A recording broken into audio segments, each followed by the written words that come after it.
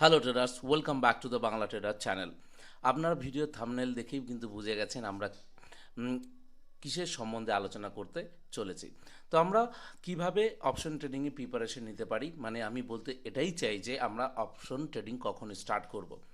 ধরুন আপনি নতুন একটা বিগিনার্স, যে মার্কেটে আপনারা এন্ট্রি নিতে চাইছেন, মানে মার্কেট করতে যাচ্ছেন, শেয়ার মার্কেট কি সেই সম্বন্ধে বা সেখানে টাকা লাগিয়ে ইনকাম করার চেষ্টা করছেন।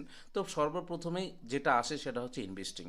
আপনি যদি ইনভেস্টিং শুরু করেন তাহলে কিন্তু আপনার মধ্যে একটা ধারণা আসবে, যেমন ইনভেস্টিং করলে কিসের মধ্যে করতে পারবেন। ইনভেস্টিং করলে দেখুন এখানে সাইডে,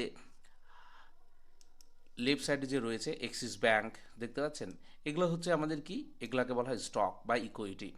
তো এমআরএফ এরকম এটার উপরে করার পর যে আমরা বেস বা ধারণা নেব, ধারণা নেওয়ার পরেই কিন্তু হিসাব মতো অপশন ট্রেডিং করা উচিত। তাহলে বিগিনার্সদের জন্য এটা একদম ক্লিয়ার যে প্রথমেই আমরা ডিম্যাট অ্যাকাউন্ট খুললাম, ডিম্যাট অ্যাকাউন্ট খোলার পরে বেশি টাকা কামানোর লোভে আমরা কি করে ফেলি, অপশন ট্রেডিং করা শুরু করে দিই।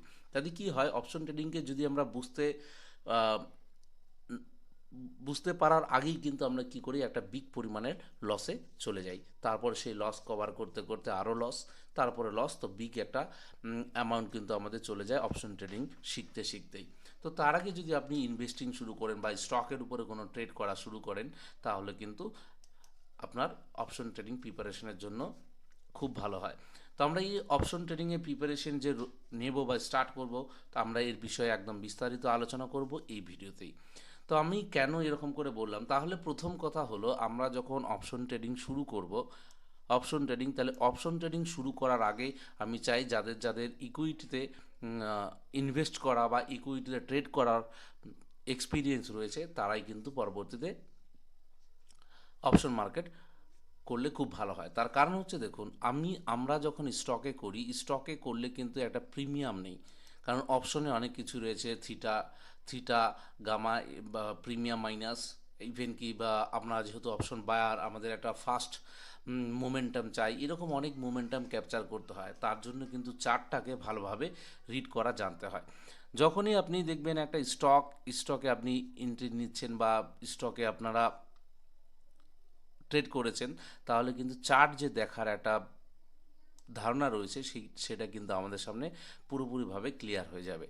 তো এবার চার্ট কিভাবে চলাফেরা করে, মানে ডাইরেকশন কীরকম হয়, আপ ট্রেন্ডে কীভাবে মার্কেট দৌড়য় বা ডাউন ট্রেন্ড হলে কীভাবে সেলিং আসে, এটা কিন্তু আমরা ক্যান্ডেল দেখি, তাহলে কিন্তু আমাদের কি হয়, ধীরে ধীরে আমাদের যা ডাউট বা সন্দেহ থাকে সেই সন্দেহগুলো বা কীভাবে মার্কেটের মুমেন্টাম এই কিন্তু ধারণা করতে পারি। তার মানে আমি বলতে চাই যে অপশন মার্কেট খুব যে কঠিন তাও নয়, কিন্তু অপশন মার্কেটের এই যে চার্টের মধ্যে কি লিকুইডিটি বেশি থাকে। এবার লিকুইডিটি কীরকম, মানে ওখানে হচ্ছে অপশন ট্রেডিং অনেকেই করে। এবার অনেক করাতে কি হয়, মানুষ ওখানেই কিন্তু বেশিরভাগ পরিমাণে পার ডে ট্রেড হয়। ট্রেড হওয়ার পর মার্কেট ভলাটাইল হয়, ধরুন একটা ক্যান্ডেল সবুজ হলো, তো এরকম লং একটা রেড ক্যান্ডেল মার্কেটে নেমে গেল।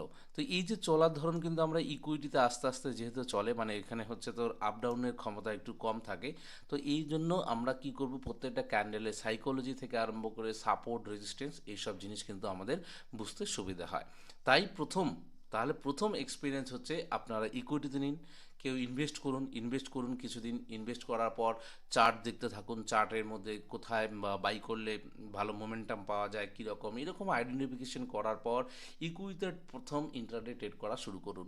এবার ইকুইটিতে ইন্টারডে যখন ট্রেড করা হবে, মানে ইকুইটি বলতে স্টক যখন ট্রেড করা হবে, এরকম প্র্যাকটিস করুন 2 থেকে 3 মাস। ইকুইটিতে প্র্যাকটিস করলেন, ইকুইটিতে প্র্যাকটিস করার পর তারপরে আপনি আস্তে আস্তে কিন্তু অপশন মার্কেটে যেতে পারেন। অনেকের মাইন্ডে প্রশ্ন থাকে যে আমরা যে অপশন মার্কেট করব কত টাকা দিয়ে নামলে ভালো হয়। দেখুন এক্সপায়ারি অনুযায়ী যদি আমি বলি, তাহলে কিন্তু আপনার যে রয়েছে এমন কিছু এক্সপায়ারি দিন এরকমও হয়ে যায়, যেমন 12টার পর প্রিমিয়াম ডিকে হতে থাকে, ডিকে হতে হতে এরকমও হয়ে যায় যে একটা লট আমরা 500 টাকায়ও পেতে পারি, 300 টাকায়। তো এর জন্য আমি বলবো না যে 500 টাকা নিয়ে আপনি করুন, কারণ দেখুন 500 টাকা যখন আপনি নেবেন প্রথম বিগিনার্স হিসাবে, যখন লস হয়ে যাবে সেই 500 টাকা কিন্তু চলে যাবে। আবার আরেকটা ছোটো ক্যাপিটাল নিয়ে চলে আসলেন মার্কেটে। তো মার্কেটের এরকম কিন্তু একটা অ্যামাউন্টিংয়ের ভাগ রয়েছে, যে হ্যাঁ অ্যামাউন্টিং আমি এত টাকা নিয়ে নামবো, এই টাকাটা আমার মার্কেটকে দিয়ে দিলে চলবে না। এর জন্য বিভিন্ন ধরনের অপশনের রুলস লাগবে, কারণ অপশন মার্কেটটা টোটালি কিন্তু স্টক মার্কেটের থেকে, মানে স্টকে যে আমরা ট্রেড করি সেই মার্কেটের থেকে একদম ডিফারেন্ট, সত্যিই একদম ডিফারেন্ট। এই ডিফারেন্টগুলো বোঝার জন্যই আমরা এই ভিডিও। তো বিস্তারিত জানবো, বিস্তারিত জানার আগে আপনারা চ্যানেলে যারা নতুন তারা অবশ্যই চ্যানেলটি সাবস্ক্রাইব করে রাখবেন। আর ডিসক্রিপশনে দেওয়া লিঙ্কে যারা নতুন তাদের অবশ্যই ডিম্যাট অ্যাকাউন্টের প্রয়োজন রয়েছে, তাই ডিসক্রিপশনে দেওয়া লিঙ্কে ক্লিক করে আপনারা আপস্টক আর অ্যালায়েন্সগুলোতে একদম ফ্রিতে ডিম্যাট অ্যাকাউন্ট খুলতে পারেন। তো চলুন আবার ব্যাক টু ভিডিও। তো আমরা এই যে বিষয়টাতে নিয়ে আলোচনা করছিলাম যে চার্ট রিড করা হয়ে গেল, তারপর অপশন ট্রেডিং হয়ে গেল, আমি আবার বললাম যে এই ইকুইটিতে যদি ট্রেডের এক্সপিরিয়েন্স থাকে তাহলে অপশন করলে খুব ভালো হয়। তো এই যে বিষয়টা, এই টোটাল বিষয় আমরা এখন আলোচনা শুরু করব। তো দেখুন, এই যে এটা হচ্ছে একটা সাধারণ স্টকের একটা চার্ট। এবার এই স্টকের চার্ট যদি আপনি দেখেন তো হালকা হালকা করে আপ ডাউন সারাদিনের মোমেন্টাম রয়েছে। কিন্তু আমরা যদি ইন্ডেক্সের কোনো চার্ট দেখি, যেহেতু অপশন করব ইন্ডেক্সের করতে পারি, ইভেন কি আমরা এটারই অপশন চেঞ্জ যদি আমরা ফলো করি তাহলে তার চার্ট কিন্তু একটু ডিফারেন্স হয়ে যায়। তো এই চার্টও আমরা দেখব।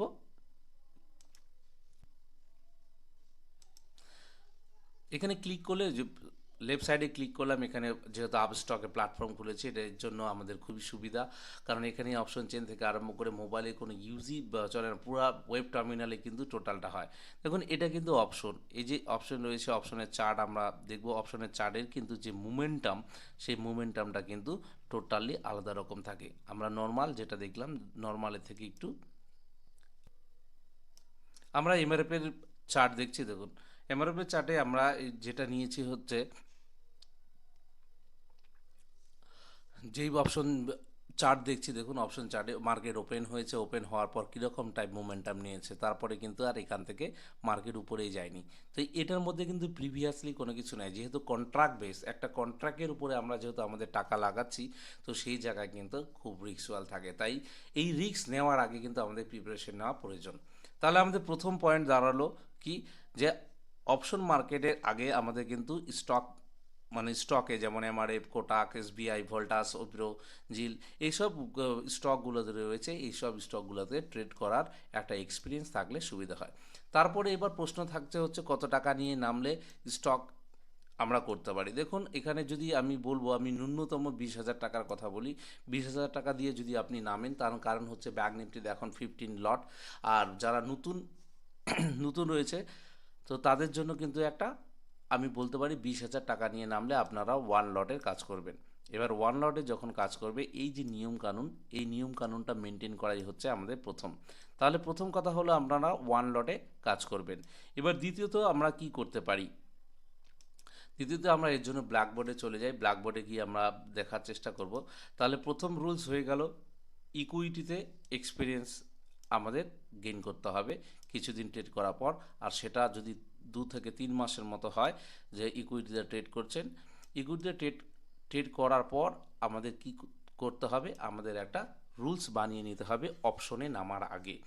কারণ নামার পর মানে নামলেন, লস হয়ে গেল, তারপরে কিন্তু মাইন্ডের সেট আপ ঠিক থাকে না। নামার আগেই যদি আপনি একটা রুলস বানিয়ে নেন তাহলে কিন্তু আপনার পক্ষে খুব ভালো হবে অপশনের জন্য প্রিপারেশন নেওয়ার পর অপশনে এন্ট্রি করার জন্য। তো দেখুন এই জায়গায় যেহেতু ইকুইটির এক্সপিরিয়েন্স আপনার একটা হয়ে গেল, তারপরে আপনি ধরুন 20,000 টাকা নিয়ে মার্কেটে নামলেন। 20,000 নিয়ে নামলেন, তাহলে আপনি ওয়ান লটের প্রথম কথা হচ্ছে যেহেতু বিগিনার্স প্র্যাকটিস করতে হবে, আমরা অপশনে নতুন, তাই কি করব, অপশনে ওয়ান লটের কাজ করব, মানে একটা লট নেব। আর ব্যাংক নিফটিতে একটা লট মানে হচ্ছে 15, তাহলে এক লটে কাজ করব। এবার দ্বিতীয়ত হচ্ছে আমরা কত টাকা লস নেব, প্রত্যেক লটে আমরা কত টাকা লস নেওয়ার ক্ষমতা থাকবে আপনার। এবার দেখুন এখানে কিন্তু রিস্ক রেওয়ার্ড চলে আসে, মানে আপনি যদি লস খান তাহলে যত টাকা লস খাবেন কত টাকা প্রফিট করবেন। তো এই জায়গায় আপনাদের একদম পুরোপুরি স্ট্রিক্টলি ধরে নিতে হবে যে আমি 1:2-তে কাজ করব। তাহলে ক্লিয়ার, 1:2-তে আমাদের কাজ করতে হবে। তাহলে একদম স্ট্রিক্টলি আমি একটা কথা বলি, ধরুন একটা মাল আপনি 90 টাকা দিয়ে কিনলেন, 90 টাকা দিয়ে কিনলেন। এবার ধরুন সেটার স্টপ লস দাঁড়ালো হচ্ছে 30, মানে সরি 30 পয়েন্ট আমরা স্টপ লস নেব। তাহলে 90 থেকে যদি আমরা 30 বাদ দিই আমাদের কাছে, তাহলে স্টপ লস হয়ে দাঁড়াবে কত, 60। তাহলে স্টপ লস হলো কত, 60। এবার তাহলে আমরা টার্গেট কী নেব, যেহেতু 90 আমরা বাই করেছি, 90 আমাদের এন্ট্রি হয়েছে, তাহলে টার্গেট কত হওয়া উচিত, তাহলে 30, 30, 60, তার মানে 60 পয়েন্ট 60 পয়েন্টের টার্গেট যদি হয় তাহলে সেই মালটার দাম কত হবে? তাহলে 90 প্লাস কত? 60, একদম রাইট। 90 প্লাস 60 তাহলে কি হবে? 9 আর 6 কত হলো? 15, তার মানে 150। যখনই যেই এন্ট্রি প্রাইসটা 150-তে চলে যাবে, 150-তে চলে যাবে, তখন আমাদের কি হবে? এটা হচ্ছে টার্গেট আমাদের লেভেল, তখন আমরা মার্কেট থেকে এক্সিট নিয়ে নেব। তাহলে প্রথম পয়েন্ট হয়ে গেল, মার্কেটে আপনি 20,000 বা 40,000 যেই নিয়েই নামুন না কেন, বিগিনার্স হিসেবে কিন্তু প্রথমে ওয়ান লটের কাজ করবেন 2 থেকে 3 মান্থ। ওয়ান লটের যখন 2 থেকে 3 মান্থ কাজ করবেন, তখন তারপরে আপনি আপনার এক্সপিরিয়েন্স অনুযায়ী কিন্তু একটা লট করে বাড়াবেন। হঠাৎ করে দেখা গেল ওয়ান লটের কাজ করলেন, ওয়ান লট কাজ করার পর একবারে চলে গেলেন 4টা 5টা লট, তাতে কিন্তু কি হবে? আপনি যে ক্যাপিটালটা নিয়ে নেমেছেন সেটার যে লস, 30 পয়েন্টস ক্যালকুলেশন করে যে লস একবারে আসবে, সেই লস কিন্তু মাইন্ড আপনার একদমই নেবে না। কারণ মাইন্ডের যে সাইকোলজি রয়েছে, সেই সাইকোলজি অনুযায়ী কিন্তু গোটা স্টক মার্কেট চলে। এখন যদিও বিগিনার্স আপনারা, তো আমার কথা হয়তো বিশ্বাস হবে না, কিন্তু কিছুদিন পরে ঠিকই আপনারা বুঝতে পারবেন যে হ্যাঁ, যে মার্কেটের রুলস আর সাইকোলজি যদি ঠিক রাখা যায় তাহলে কিন্তু মার্কেটে গেইন করা যায়। তাহলে ওই অনুযায়ী দেখতে গেলে তাহলে আমাদের থার্ড রুলস হয়ে গেল, প্রথমে হচ্ছে ইকুইটিতে এক্সপিরিয়েন্স নিন। তারপরে কি হলো, যখন আপনি 20,000 বা 40,000 যত নিয়ে নামবেন, টার্গেট রাখতে হবে মার্কেটকে 20,000 টাকা দিয়ে যাব না, এর জন্য রুলস ফলো করতে হবে। তো রুলস ফলো করতে গেলে প্রথমে বিগিনার যারা রয়েছেন ওয়ান লটের কাজ করবেন। এবার থার্ড পয়েন্ট কি হলো? রিস্ক রিওয়ার্ড 1:2 অনুযায়ী আমাদেরকে কিন্তু নিতে হবে। আর এবার ফোর্থ পয়েন্ট, এই যে রুলসটা তৈরি হলো, যে প্রত্যেকদিন মার্কেটে আমরা যেই স্ট্র্যাটেজি তৈরি করি না কেন, যে কোনো একটা সেট আপ ফলো করতে হবে। এবার ফোর্থ রুলস হচ্ছে একটা সেট আপ, যে কোনো একটা সেট আপ।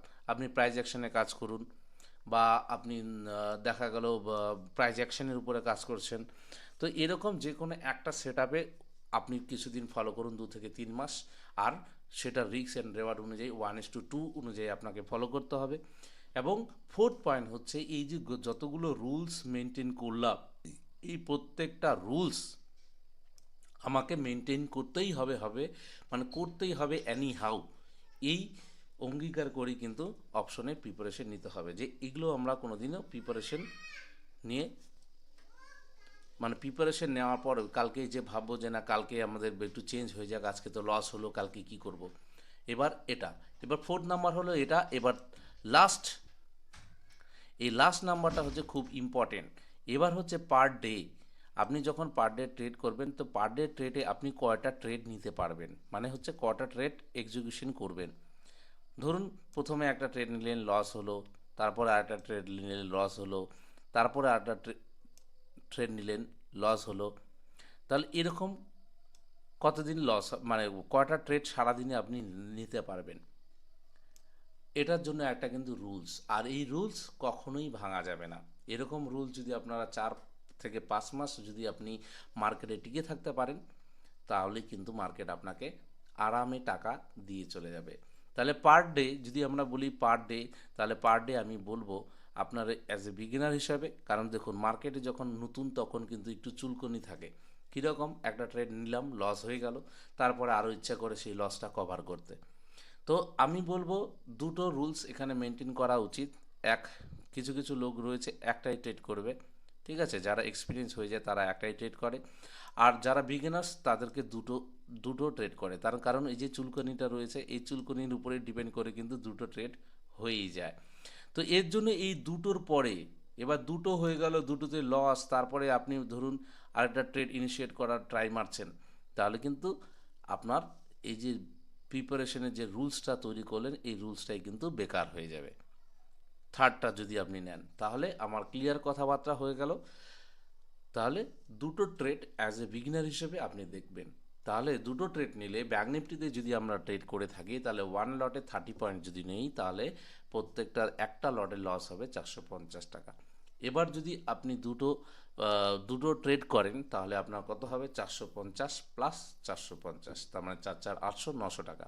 900 টাকা আপনার পার ডে লস হলো। 20,000 টাকা নিয়ে নেমেছেন, 900 টাকা পার ডে লস নিয়ে নামুন। এবার যদি প্রফিট করেন 1:2, তাহলে আপনার একটা ট্রেডেই কত হবে? 450 টু 450, মানে 900 টাকার মতো আপনি একটা ট্রেডের প্রফিট করবেন। তাহলে আপনার লস কিন্তু ধীরে ধীরে, মার্কেটকে সময় দিতে হবে রুলস অনুযায়ী। তাহলে এই রুলসগুলো মনে করলে কিন্তু মার্কেটের প্রিপারেশন নেওয়া হয়ে যায়।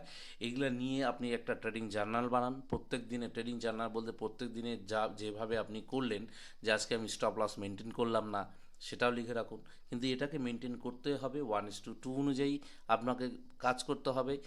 তার আগে অপশনে নামার আগে ইকুইটিতে একটু টেস্ট করুন, বেশ কিছু 4-5 হাজার টাকা নিয়ে দিয়ে নেমে তারপর টেস্ট করুন, মানে টেস্ট করার পর তারপরে আপনি কিন্তু চলে আসুন অপশনে। এবার অপশনে আসার পর তারপরে এই রুলসগুলো মেনটেন করুন, তাহলেই দেখবেন আপনার অপশন মার্কেটের ক্যারিয়ার আপনার ঘুরে দাঁড়াবে। তো এই ছিল আজকের ভিডিও। ভালো লাগলে লাইক কমেন্ট শেয়ার অবশ্যই করবেন, আর সাবস্ক্রাইব করে রাখতে একদম ভুলবেন না।